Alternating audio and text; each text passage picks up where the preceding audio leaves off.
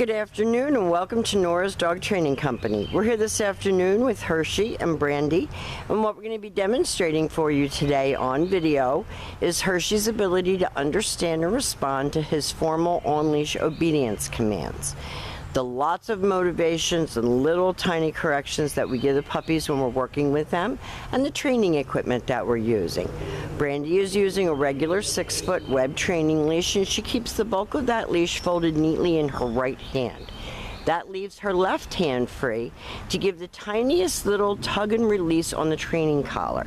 And that is the second piece of equipment. That tiny little tug signals Hershey that whatever he's doing, we're not liking, or he needs to refocus himself. Now Hershey is sitting very nicely at Brandy's left, which is where all of our obedience training is done. And the first exercise that we're going to demonstrate for you is heeling. Heeling is proper leash walking, and the command is Hershey heel. Now at this point Hershey has a job to do. He couldn't seem to get started, but that is to remain even with your left leg when walking. Not forging ahead or lagging behind, but matching pace with you. And each time that you stop your feet, he's been taught to sit automatically without being told to wait for his next command.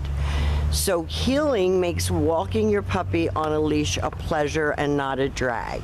That he's focused on Brandy, you see him looking up at her for direction, and that you're leading the walk, not Hershey, so that you always feel like you're in control. When you stop to cross the street or talk to a neighbor, he should be sitting nicely at your left and waiting for his next command. We've had so much rain that we're trying to stay out of this big muddy spot, and I think he's confused. Nice automatic sits. Now the next command that Brandy's going to demonstrate is the sit stay. The stay is a hand and a voice command, and because it is a stationary exercise, it is a one-word command. The long sit stay can be practiced indoors as well as outdoors, and when Brandy returns back to him, she walks all the way around him. She stops at his shoulders, which is where they started, and they take off heeling again.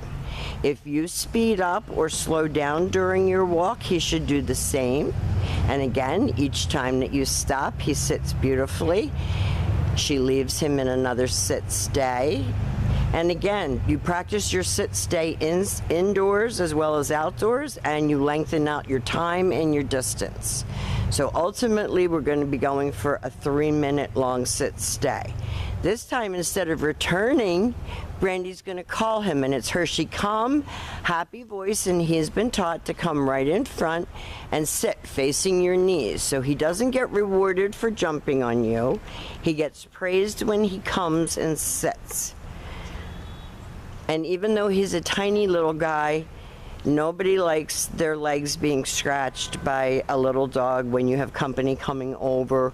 So we're teaching him to come and sit. And then he gets his praise.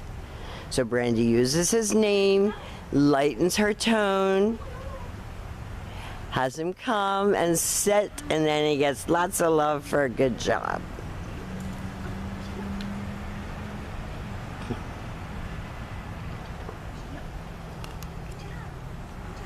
He's a sweet little guy. He's very smart. Now the next command that we're going to demonstrate for you is the down from a heel position. So with him seated at your left, you take your left open palm, push it straight down toward the ground, and give the one-word command to down and stay.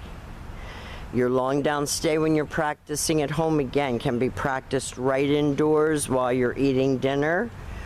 When Brandy returns back to him, she walks all the way around him back to heel. She praises him for a good job. Again, you notice she stopped at his shoulders.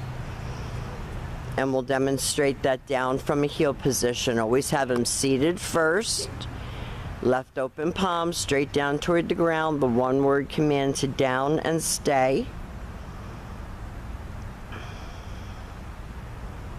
And get him to hold it for longer and longer periods. Time out what's comfortable for him and add 5 seconds a day.